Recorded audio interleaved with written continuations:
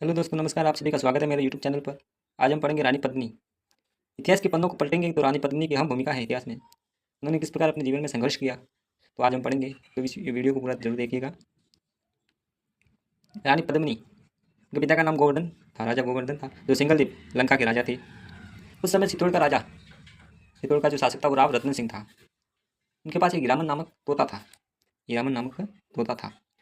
उस तोते के माध्यम से राव रत्न सिंह ने पद्मिनी के सौंदर्य और यौवन के बारे में सुना। उसने एक योगी का वेश धारण किया।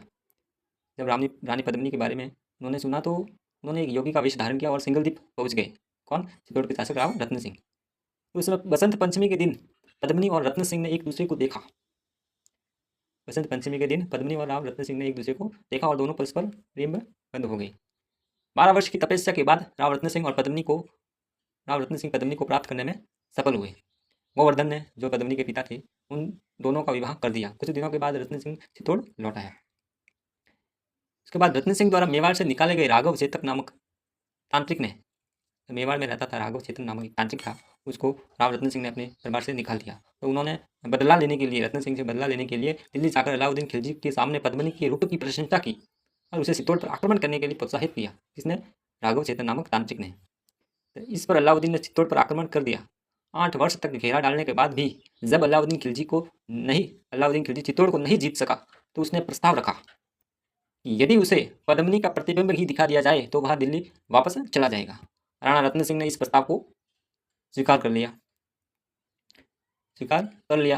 तो राव रत्न सिंह ने दर्पण में पद्मिनी का प्रतिबिंब दिखा दिया।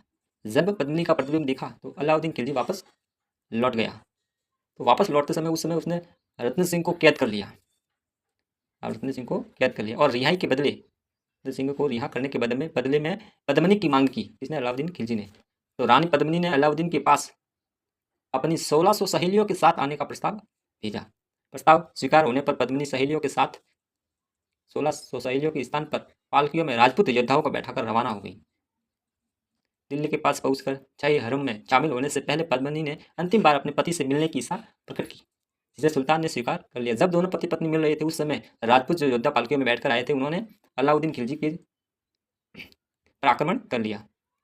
अलाउद्दीन के सैनिकों ने राजपूतों का पीछा किया। रत्न सिंह अपने सेनानायक गोरा और बादल के साथ लड़ता हुआ मारा गया और पद्मिनी ने जोहर कर दिया। इस प्रकार पद्मिनी की कहानी इतिहास में अहम भूमिका निभाती है। धन्यवाद।